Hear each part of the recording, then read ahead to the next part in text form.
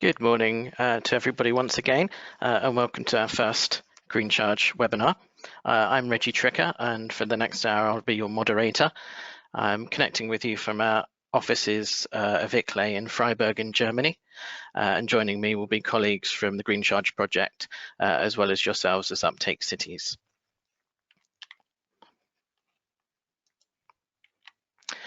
So we have a mission which runs through our project.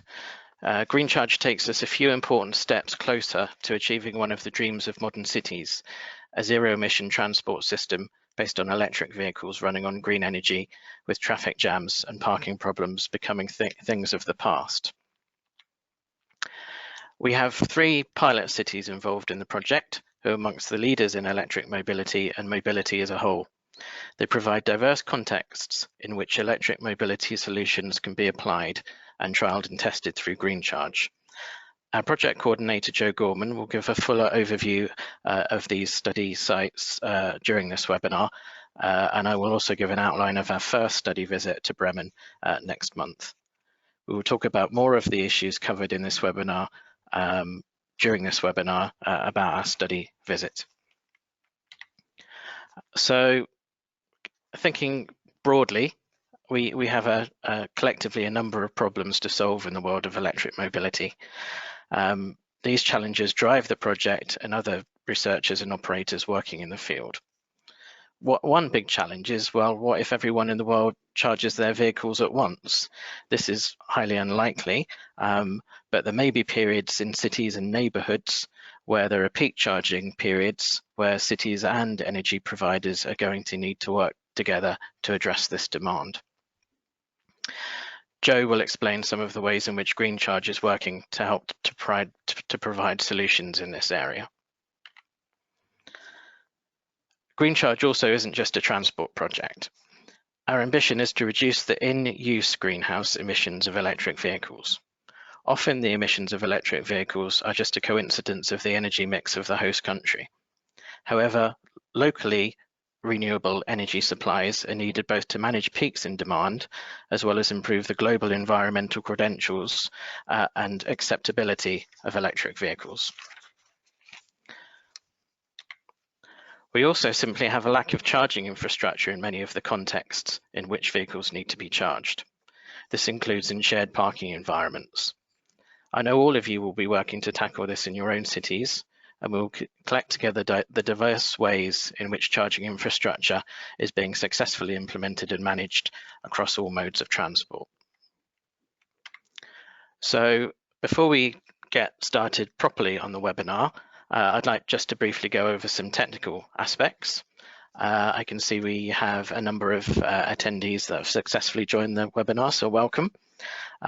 If you have problems connecting through your computer audio, there's also a phone audio option that you can hopefully see in the panel in front of you, and that's depicted on the screenshot on this slide. In order to have smooth participation in the event, you're currently muted to reduce background noise, and you can be unmuted by us. You can raise your hand using the hand icon that's depicted in the purple circle on the screen at any time during the presentations, and I will step in to take your question or interrupt the presenter. But we will also have questions following each of the segments that we have within the presentation. You can use a chat dialogue to ask us questions or raise any technical issues, and this includes any jargon that presenters might have inadvertently used that you do not understand. We are hoping we don't have any technical difficulties, but if there are, please bear with us, and we'll do our best to switch to another presenter as quickly as possible. On a general note, this webinar will be recorded, and all Uptake cities will receive the recording once the webinar has ended, and we will also place this webinar on the GreenCharge website.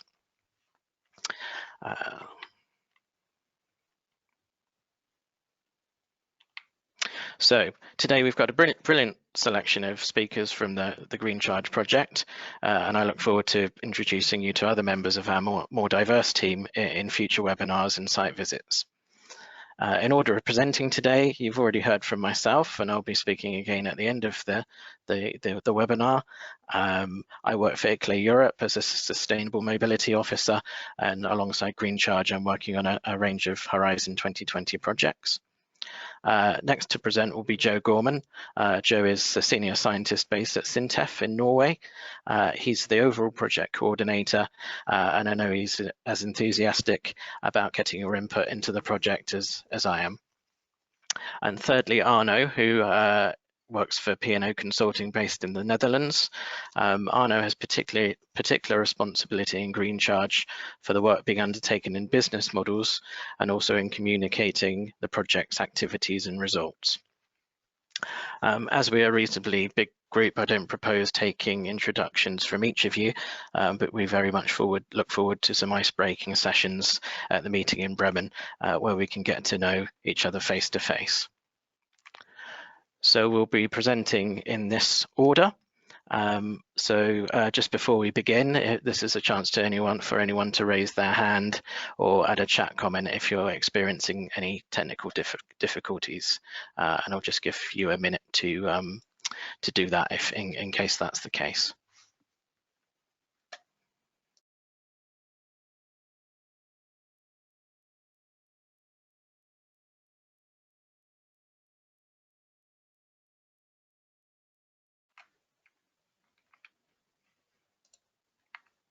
Okay, that all seems to be fine. So I would now like to hand over to Joe Gorman to give an introduction to the GreenCharge project. Joe.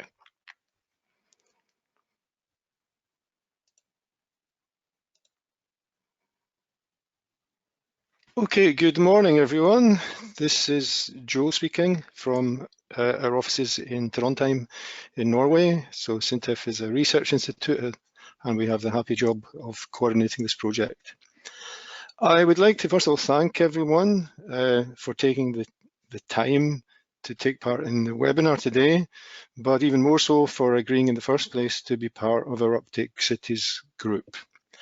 I know that it's been quite some time since we originally contacted you and people signed the letters of intent and so on. So your patience in waiting all this time to hear anything further from us live is very much appreciated. I know that at least some of you will be attending the event that we're organising in Bremen in the beginning of October, and I look forward very much to meeting you all then, and we can have closer discussions there. Our project has 3 pilot cities, and I'll tell you a little more what's happening in cities later. But of course, you have this special role of being the uptake cities. Why do we have uptake cities in the project? Well, I think we're being quite ambitious in our 3 pilot cities, but we can't do everything in those cities. And furthermore, we can't take account of different factors that might be important in different situations in different cities around Europe. Not only can we not take account of them, perhaps we're not even aware or haven't thought of factors that are important. So one of the main things from our side in involving you is that we hope that you'll be able to give us inputs to make us think of things that we haven't thought of and figure out ways of how those might be taken into account. That's what we get out of it. I hope you also get something out of it, that what we managed to achieve in the course of this project can be an input to you in your city to say, hey, look at the way they did it in GreenCharge, it was wonderful, or perhaps not. Maybe you'll be able to say, the way they did it in GreenCharge was a disaster, let's not do it the way they did it. So it's very much that there'll be lessons learned from what we do, and we hope that those will be interesting to you. Reggie said at the beginning that we're keen for you to ask questions. I'd like to say that yes, ask questions anytime you want, use the raise hand thing, but not necessarily just questions. It's not just what do you mean by that. If you want to argue, if you want to say, no, I don't agree with that, or you want to give us some inputs that might be useful to us, please feel to do that too. It's not simply questions on what we're saying. So maybe we can move to the first slide then, Reggie, of the presentation. I want to now talk about the three main objectives of GreenCharge. We chose to have just three because I think that's simple. We don't want to make life complicated. If I was to sum them all up, I would say that these objectives are all about, I would sum it up as dream or e-mobility, dream or doable. So we all want to support e-mobility, but is it practical? What are the lessons to learn from that? So we have the three main objectives. The first one here says power to the people. And this is all about making sure that people who use electric vehicles are able to charge them. Imagine how it would be for users of petrol-driven cars if garages were open at random times. If when you showed up at the garage, it was often closed, or there was a queue of 1 kilometre down the road and you couldn't fill your car with petrol. This would be regarded as absolutely and utterly impractical as a transport method. And for electric cars, that's slightly how things are with electric cars right now. People have moved from having range anxiety to charging anxiety. I have an electric car, but will I be able to charge it when I need to? And until people feel that they can indeed charge the car when they need to, people will be reluctant to use electric cars. So we want to have some kind of system, perhaps different ways of doing it, but ways to book your charging in advance so that you know with a very high degree of certainty that when you need to charge your car, you can charge your car. So that's our first objective. Can we move to the next one, please? So the next one I call the delicate balance of power. And this is because it's not just a matter of being able to get your car to a charging point and plug it in. Somehow the electricity has to come from somewhere. And if lots of people charge at the same time, as Reggie was just referring to, it's not necessarily the case that the local electricity supplier will be able to provide the large amounts of power that this needs. Now, because I live in Norway, as you probably know, lots of people have electric cars. So when I drive home every day and get home at 5, 6 o'clock, I think everyone in my street has an electric car. We all arrive home sometime between 5 and 6. We all plug our car in. We all go in our house and start making dinner in houses that use only electric power. So the peak on the electricity supply between 5 and 7 p.m. is enormous. Now, the Norwegian electricity companies think that's wonderful and they just make us pay more money to install more capacity. But that's not possible everywhere. Also, in Norway, we're lucky because all of the electricity is from hydro, wind, and solar. But that's not the case everywhere. It's not the case everywhere that the electric supplies locally can meet very large demands. So we want to have systems where you can balance this, where you can use solar, wind, etc., also on a local basis, and have some kind of system that charges the cars on some kind of staggered way. So everyone comes home at 5 o'clock, but most people don't go to work until 7 o'clock the next morning. So those cars don't all need to be charged at exactly 5 o'clock. So we want to have a local system that allows this to be staggered over time. Next one, please, Reggie. The third one, we talk about here getting the financial incentives right. So all of these wonderful things of being able to charge and systems to balance it, etc., things have to be paid for. Who pays whom for what? That needs to be clear before these things can work in practice. And that's something which Arno will talk about a little later. So I won't say anything more about that. So if we could move then to the three cities. We have three cities, and some of the same things overlap a little between the cities, but each of the cities has a different emphasis. And we've already, in all of the cities, the project has been going for a year now. We've spent some time to define what will happen in each one, looked into what's feasible and what's not feasible, and we're now reaching the stage of starting to actually implement the experiments. And we can tell you a lot more about that when you come to Bremen, which is one of our 3 cities. I'll just say a few words about what we will do in each of the cities to give you some flavour of it. So in Bremen, there's actually kind of 4 different things, variations on a theme. One is that in a workplace, we want people to be able to book their charging point before they come to work. At least 1 hour before is the requirement for that. A specific requirement that has arisen there is that the management want there to be some VIP charging, which basically means the boss gets priority. Now this is also an interesting cultural thing.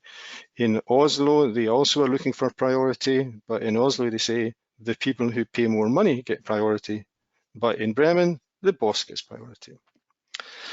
There's also, in another location, a system where we want the employees to be able to charge for free, but using solar power mixed with batteries acting as a buffer. In another location, we want to combine public transport and electric car use. The idea being that people drive their car to a location and they can charge their car while they take the bus or the train or the tram into the city. And finally, there's another one about car sharing using electric cars in a local neighborhood. So if we could move on then to Barcelona, Reggie. So in Barcelona, we also have some different scenarios that we want to look at. The first one is about using electric motorbikes, as you see there in the picture. The company who does this, they have a system where you don't charge the bike while it's standing, you simply swap the battery. This means that there are certain locations in the city where the battery swap is possible. And one of the things we want to look at is how can we motivate the users to walk a few hundred meters more by returning the bicycle or the motor scooters to such a location instead of abandoning it in the street at some random location. Another one we want to have is for electric bicycles, a fairly simple system, but again, to see how much this can encourage people to use electric bicycles.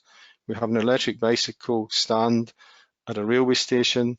We have GPS tracking of where the bicycles are, and people will use apps to book and pick up the bicycles, etc. And finally, at the location of one of the partners in the project, we want to also there to provide a system where employees can book the charging at the office. It's a fairly limited capacity of charging points there. So we want a system not only to book the physical charging point, but also when the cars are connected to do what I spoke of earlier and to distribute the available electricity between the different cars that's located there. So finally, if we could move to Oslo, Reggie.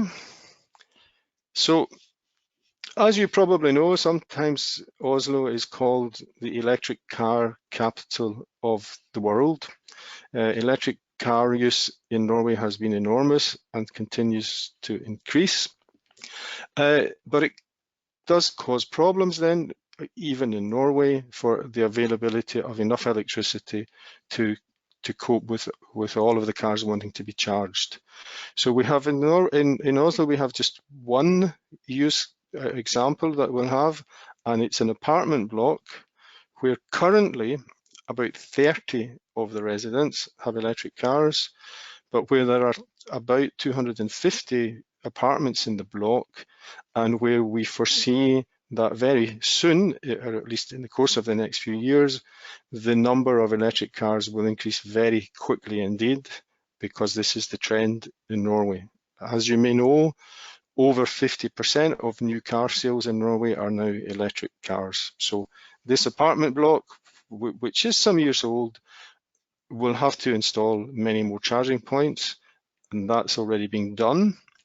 However, again, back to the theme, it's not enough to have the physical charging points, you have to have the electricity as well. This being Norway, they like to keep places nice and warm in the winter, so these cars are also competing with an underfloor heating system in the parking garage, which also needs considerable amounts of electricity on the winter days. So we're going to have a system then where the people, when they arrive home from work, will use an app to tell the system, I'm going out to the cinema at 7 o'clock this evening and I'll need my car at least a little bit charged by then. Or I'm going to work tomorrow at 8 o'clock and I need to be half charged, that can get me to work. Or I'm going on holiday for 2 weeks, so I don't need to be charged at all. And we then do have a system that will combine the electricity that's available from the public network. It will combine solar power, which they already have in the apartment block, and it will combine power from a battery buffer, which is also in the course of being installed, so that we can balance the charging, not only to allow the peaks to be avoided, but to take advantage of the electricity being cheaper in the middle of the night. I think that's about all I want to say at this stage on what the projects are, the 3 cities are about. Reggie is now showing you here all of the partners that we have in the project. I don't think I want to go through every one of them, but I'll say that we're a mixture of technical suppliers of software and charging systems, of research and universities, and of representatives of cities. You see on the map here, the green is the countries that are involved in the project. I should say a little detail here that Finland is mentioned there, but that happens to be because one of our partners has their main office in Finland, but Finland will not actually be involved in the technical work of the project as a country. Which again comes back to you. This is why we need our uptake cities to give us a better geographical spread and inputs on different conditions that would apply in countries other than those that are represented in our consortium. So I think Reggie is reminding me that we have a website, that the website will contain our project deliverables. Many research projects have deliverables that can be very technical. We'll be no exception to that. We'll have some of those, but we're creating some deliverables that will be providing guidelines, advice, experiences we had of things that work and don't work, and we'll put some effort into making those readable, usable, and understandable to non-technical people. So those deliverables are not ready just yet, but they will be available and they will be made available on the website and perhaps by other means. So thank you, Reggie. I think I hand back to you now. Thanks very much for that, Joe. I've been looking to see if we've had any hands up during the presentation. I've seen none so far. If you would like to raise any questions directly with Joe, please raise your hand and I can unmute you. And I'll just go for that a few seconds to happen. Otherwise, we'll move on.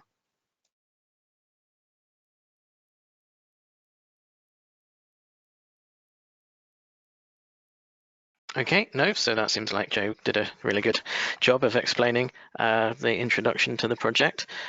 So I'll now want to move on to our second speaker from GreenCharge, who is Arno, and Arno is going to explain a bit more about the business model work that's been done in the first year of the project. Mute me? Yes, thank you for unmuting me, Reggie. Thank you very much. I'm Arno Schoovaars from P&O Consultants. We are a grant and innovation consultancy firm with approximately 400 people spread over 7 European countries at the moment. We contribute also a lot to and participate a lot to European projects, trying to get innovations to the market. That's mostly the role that we have in this kind of project. The same goes for the GreenCharge project, where we are responsible for one thing, devising business models that several organizations, several partners in each city use, and also think about how we can improve these business models and what can we change. For doing that, we need a certain common reference. So what is basically a business model, and how can you build a business case for it? There's a distinction. For me, the business model is the way you do things and the things that you provide, and the business case is also sheer economics. Is it viable? Do we make a profit with it, and what can we change? And these are two very important things in the projects that we will look into. So first, about the business model that helps us to build European business case and improve the business case for green e-mobility.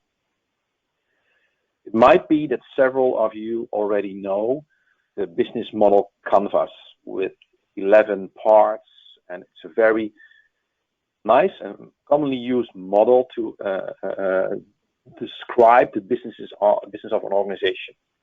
But it's also a bit complex because there are a lot of elements, and it makes it rather difficult to compare one approach to another approach. So what we use is what is called the St. Gallen business model, and that's this triangle that you see.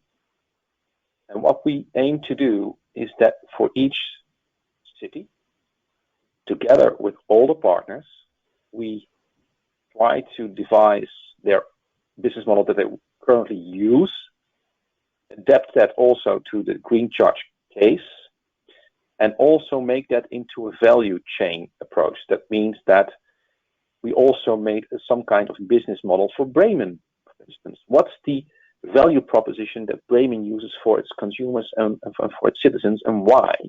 And how do they organize it?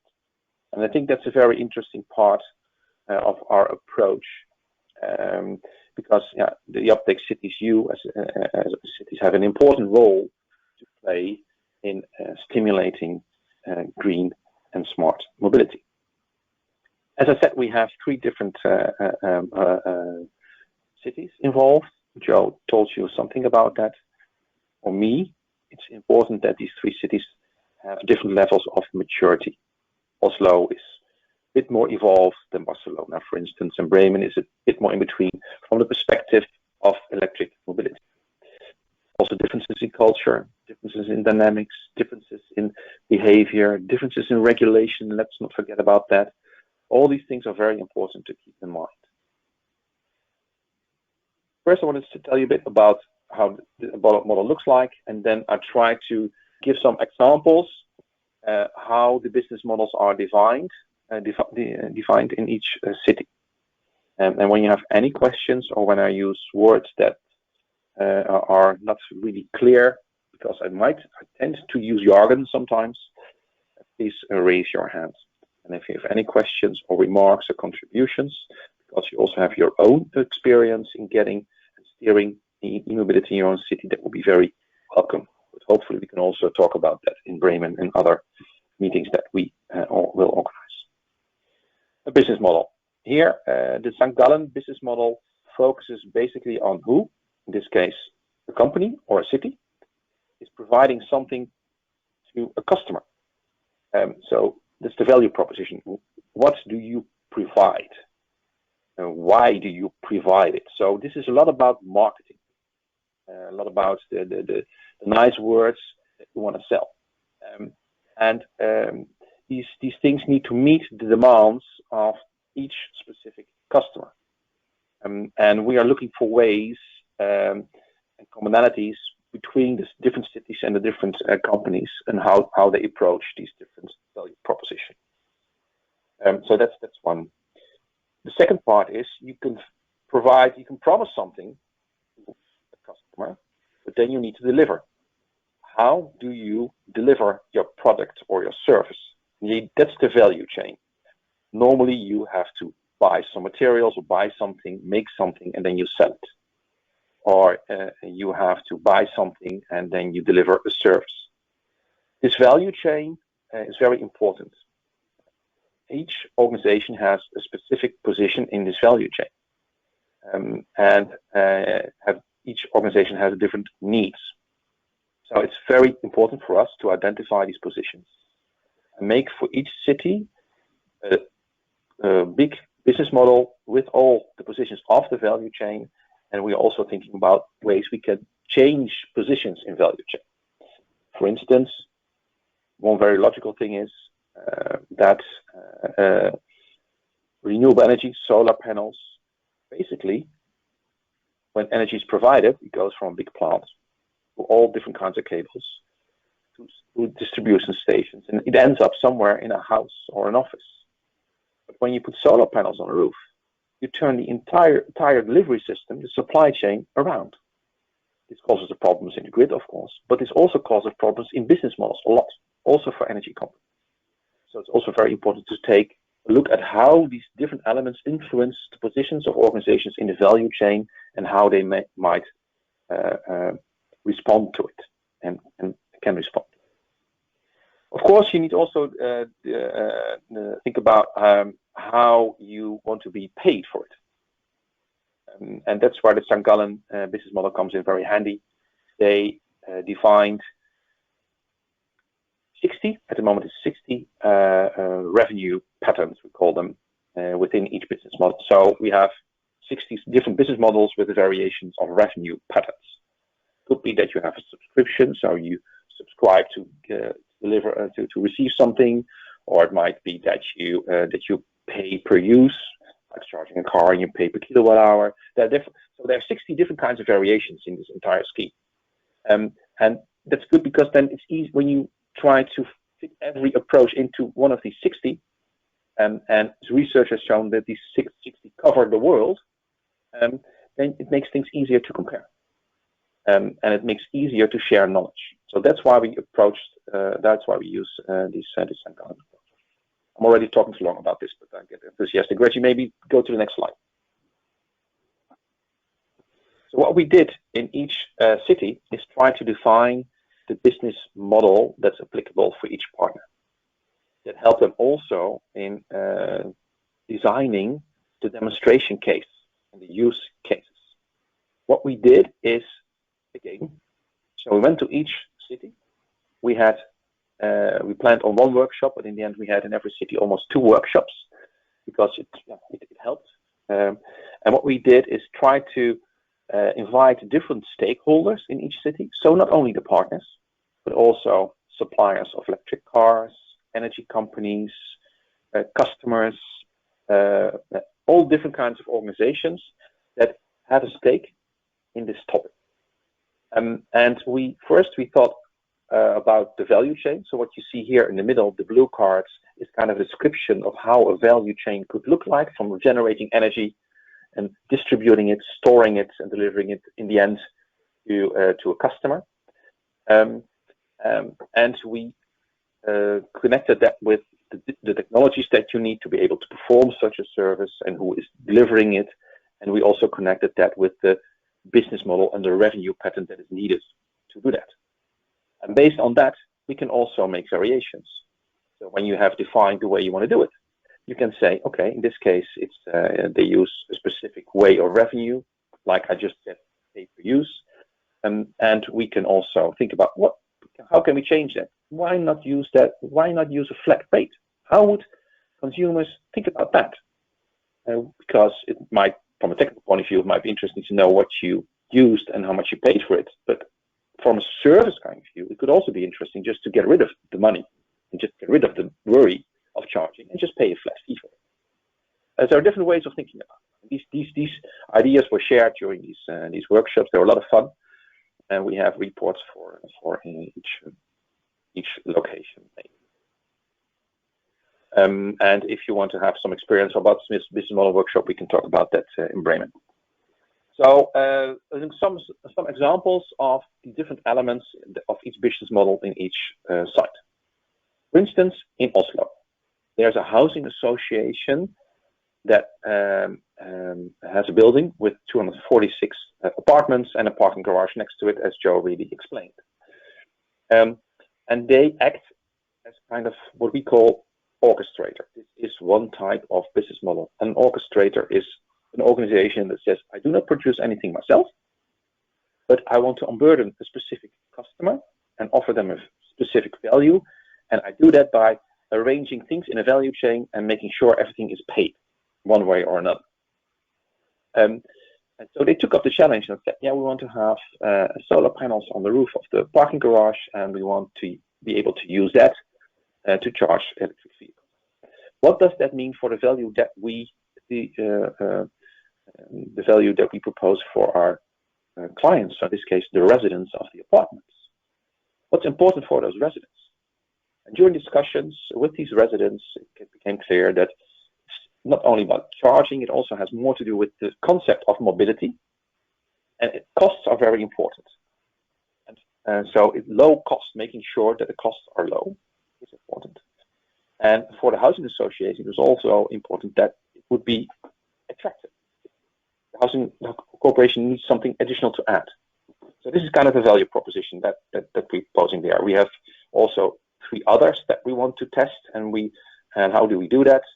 We test these kind of things by putting it out there, communicating it, having a demonstration, and in this demonstration we make variations in the way people are paid, for instance. So Joe talked a bit about the app in Oslo, where people can say how much the car should be charged when they need it again. Could be in 2 weeks, could be the same evening, could be the next morning. The way they get paid could be different. So priority booking, faster charging, making sure that your car is half full in the next 2 hours. Would you be willing to pay more for it? We will test that for a few months, see how people respond to it, and we follow that up with a survey and ask them questions. How was used? Was it too much? Etc. etc. So to get a grip of how they feel. So this is kind of real market and customer research. When you look at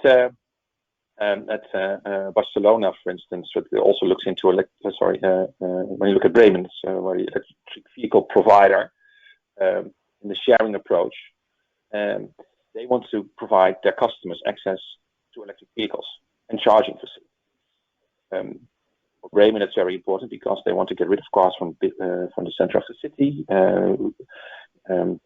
Because cars are nice, but even when you switch all the cars to electric, that won't solve the parking problems or congestion in cities. So you need to do other things. This is just one variable in the entire scheme. So they are looking into e-shared approach. And a charging point provider, partner also in this project, is also interested in other things. So that each has its own value proposition. I can go through them one by one, but maybe that's costs a bit too much time. So maybe we can go to the next slide where I talk a bit more about the how. So what does the housing association, for instance, in Oslo need to do to be able to deliver this kind of services, and how does that work? And how can we make this a profitable business, and what kind of revenue, what kind of money do you need to get in to be able to pay it? First, thinking about what you really need to be able to deliver it, getting all these parties in this value chain in line, be very clear what you want. That's already very educational for an organization like a housing association to do it. And what they did is they asked the partner, could you fill in this, could you use these charging points? How would that work with an app? How can we use it? But the investment was rather large because they needed to adapt the entire parking garage, so adapt to 240 parking spots to EV charging. So it's quite an infrastructure investment, and what will be the payback period for that? But they came to the conclusion that there is a very interesting business case for it. So they went with it, and together with them we think about how we can vary income streams. Like I said, there's different kinds of revenues, models, and approaches that you would have by using flat rates. Same goes for the electric vehicle provider in Bremen.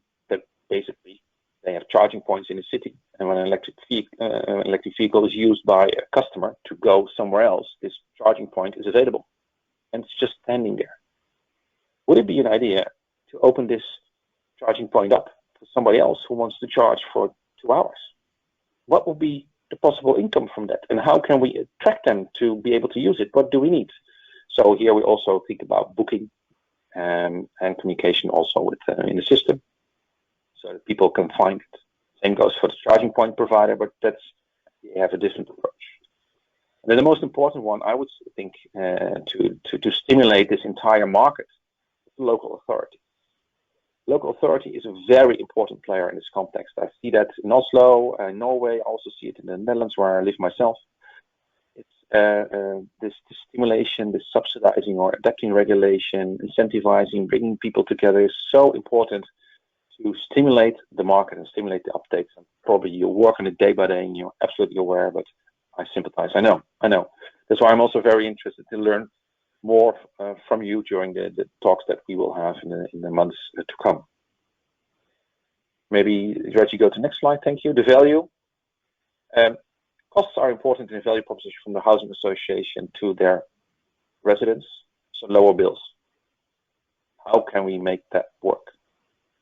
I think that's quite evident how we want to do that, and we do that by pay-per-use was one. Another approach is that we introduce a flat rate. Another thing that we will demonstrate for a month, and test for a month, is whether people are willing to pay more for priority charging, so faster charging. The electric vehicle provider wants to gain money from the charging points that are available. For instance, to open them up for private use. The charging point provider wants to have additional income, so that by getting into a big network, so that when I driving my electric vehicle, I have a bit the charging anxiety plays up a bit because I see my battery going down, that I can use an app or something, and I can immediately see where the next charging point is, and I can book it. I can go to it. So that's what they are interested in. They really want to see what kind of money is behind that. For instance, that will be tested in Oslo, but also in Bremen. These things are very important for them. And of course, the local authority, the Sustainable Urban Mobility Plan, these kind of demonstration knowledge that we want to generate during this demonstration, and also the knowledge that we want to generate, the additional knowledge that we want to generate by our talks with you and talking to about your issues and problems. We want to convert that into an advice and an approach roadmap for sustainable urban mobility plans and getting the electric smart mobility agenda in there. I see my time's almost up, Reggie. So maybe we can go to the next slide. So what will be the next steps? We, as I said, we will have variation in pilot size. So one city is more mature than the other one. We have different approaches, different vehicles, so cars, e-bikes, scooters. We have different ways of people paying, so different ways of getting revenue in. We have different ways of getting the electricity in. We also test a bit with storage and batteries, and how does that work? We also have differences in the way the pilot is set up. So in some cases it's just open for the public. In some cases it's more private, like in Oslo for the parking garage. So there are differences in market demands, market size, and also national policies. So we also will look into maturity levels and all these differences I just described per market. So we want to provide an overview of that. All this together provides a very diverse environment for all the new ideas that we have. And we will not only test it in real life during these demonstrations that will be running for the next 2 years, and we will iterate every few months trying to improve and think of new things. But we will also try to do several simulations based on technology, and it's very difficult to test behavior and simulate behavior.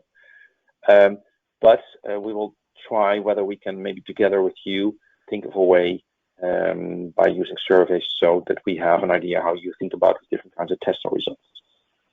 Of course, all these pilots will be monitored and the business models will be updated continuously, as I just described, over the entire course of the project. And as Uptake cities, Joe already stressed the importance, and I also like to stress that the importance of all the Uptake cities is very high.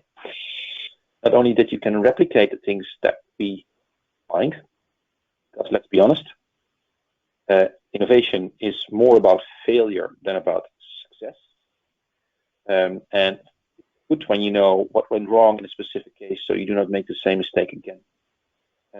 So it's very important that we have cases that are that we can be transferred and can be compared with other cases by using several systematic approaches like the St. Gallen business model. And of course, we also want to share success that we have. Briefly about the communications, we have a website, including newsletters. You can subscribe to the newsletter on the website. If you haven't done so yet, please do so. We have a Twitter account that we occasionally use to Twitter things that are important for the project. So here you see the solar panels being installed in Oslo, with the city on the left, Paul, one of the partners, and on top of the building you see the first solar panel. And we have a LinkedIn account that you also can follow. And if you want to have, when you have questions or remarks, please use the email address here, the info@greencharge2020.eu, to communicate with us. That will always come in through our channels, and we can spread it through the consortium. And there are questions or remarks.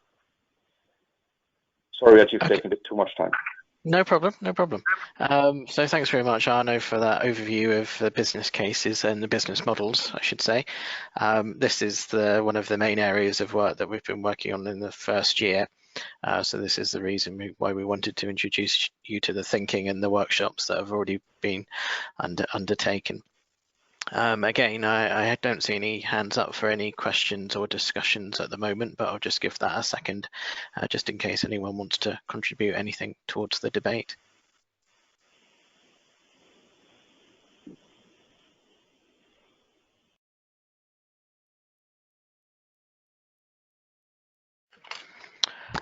Okay.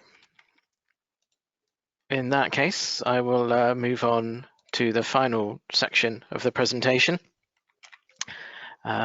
where we will talk briefly about your role specifically and the upcoming activities within GreenCharge for you to be involved. So Joe and Arno have already emphasized the value of your role in the project and the primary ways in which you'll be involved physically with us through the 5 webinars and 3 study visits that we'll be organizing through the project.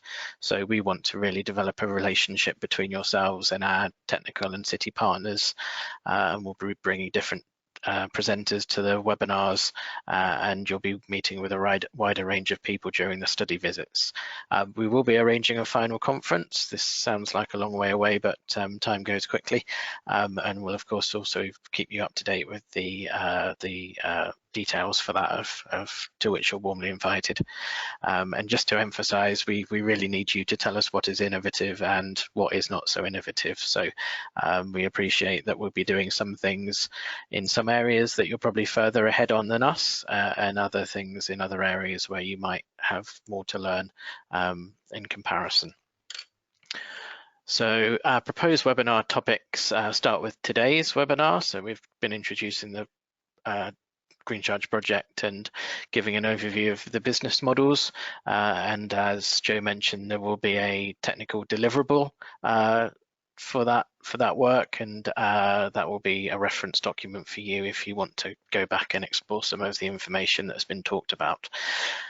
In terms of the webinars 2 to 5, we have proposed some ideas here, but we're very much open to be led by you in terms of what your interests are in both finding out about the project and thinking more about concerns and issues you have about electric mobility in general.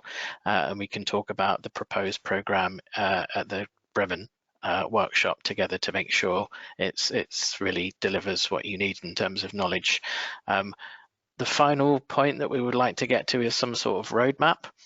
So we're very open to what this might consist of. It could be some sort of action plan, it could be a flow diagram, it could be an actual chapter in your SUMP. We know everyone's starting at different points, so we're not going to be too rigid, but we would like to agree with you something that can be an output from the project that is useful to you and something that we can evidence your participation in the GreenCharge project with. We would think a roadmap should contain material to do with evaluating the success of your electric mobility program. It should contain material to do with integration with sustainable urban mobility plans, and we have expertise from our partner in Bremen on this issue, and we have some nice brochures that we'll be able to hand out in Bremen if you haven't already seen the GreenCharge early publication on this area. And communication and stakeholder engagement in electric mobility is also an important matter, particularly as electric mobility is only one part of the urban mobility equation, and it's not, although it's worthy in many cases, it's still in some cases a controversial part of urban transport policy. So in terms of the site visits, these are more straightforward. We have a GreenCharge project meeting during October, and you'll be invited to the final 2 half days of that meeting. And we've got a tailored program that we've circulated by email to show the agenda for that meeting. We'll then be arranging 2 further site visits in Oslo and Barcelona. So the focus in Oslo will be on the high density living and electric mobility that Arno mentioned, but we will also look to give you a good insight into what's going on more generally within Oslo. And we will also be arranging a visit to Barcelona. Primarily this involves a focus on light electric vehicles, so electric mopeds, electric bicycles, but also some visits to some pilots where some workplace electric vehicle charging is happening. So following the Bremen visit, we'll look to agree dates for those further visits. Your inputs into GreenCharge, I've mentioned the roadmap, and this needs to cover ideally the construction, configuration and location of your charging infrastructure. Again, we're aware that a lot of you are doing this already, but where do we go next with this, and how do we integrate these different methods into your sustainable urban mobility plans, should you already have them or be developing them? A quick reminder of why you're so important to us. You're giving us feedback from across Europe, your potential replicators, not necessarily within the time spans of GreenCharge, but actually within your roadmap. This sets out opportunities for you to take knowledge forward from the project, and you provide information for our innovation management work stream to ensure that we do stay up to date. And that's just to emphasize what Joe and Arno have already mentioned. So specifically on the Bremen study visit, we hope you've all received the agenda, and I know many of you have already made your travel and accommodation arrangements. We've split it into 2 half days. It sometimes is the case that it's not easy for everyone to get to a full day meeting. So some of you I know have still had to have 2 night stays just for this meeting, but we've set it up in this instance for 2 half days. So we'll be providing a lunch on the Thursday, and it would be good if you could arrive somewhere between that period so we can introduce you to the project partners informally. We'll then give you more of an overview of the Uptake cities and more. We haven't heard from you today, but obviously we will arrange some ice-breaking sessions so you can all get to know each other professionally and personally at the start of the meeting, and then we'll have a welcome from the city of Bremen, and they will talk about their quite well-regarded mobility activities over the past few years. We'll then go out on site, so we'll look to do a short walking tour of what we can see about electric mobility in the city centre, and importantly come back to wrap up and reflect on what we've learned from that experience. We'll then have a period where you can check into your hotels if you haven't already done so, and we'll be providing an Uptake Cities dinner, so that's something to look forward to. On the Friday morning, we'll reconvene, and we would like to hear from two of you in terms of giving a brief overview of your own cities activities on electric mobility. So I'll willingly take volunteers. If you have a presentation that's already made on this subject, then that's obviously less work for you to prepare such a presentation, and I'll be in touch by email following this webinar to try and gain volunteers for that slot. At 10 o'clock, we'll then do a cycling tour of electric mobility. So there are aspects of mobility and electric mobility that are slightly further away from the city centre. If any of you are uncomfortable with cycling for any reason, that's not a problem. We can also arrange a separate tour by public transport and other means. So if you just let me know, that would be very helpful. We'll come back and again reflect on what we've learnt and wrap up the meeting and conclude any discussions about future arrangements for the rest of the programme, and then we'll be providing a lunch, hopefully another source of opportunity for informal networking, and then we will all be going our separate ways in the afternoon of the Friday. So I hope that provides an interesting and attractive agenda for you. If you do have any specific needs or issues that you would like us to cover, then do let us know in advance. We have a range of technical partners in the project.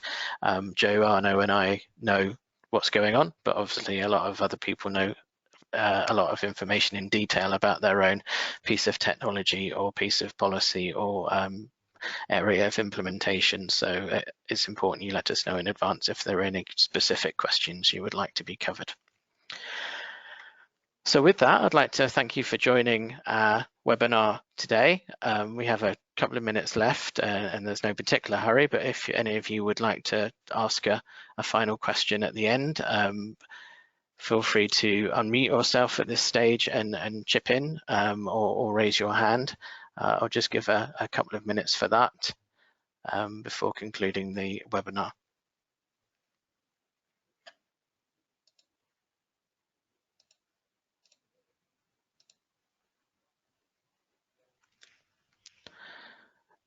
Okay then, well, thanks very much for your contribution today. My contact details, as well as Joe and Arno's, on the slides in front of you. I'd encourage you to follow our Twitter account and also provide us with tweets and links that we can use to give your work in your own cities a higher profile. Do contact us if you have any further questions. Otherwise, I look forward to hearing from you and seeing you in Bremen next month.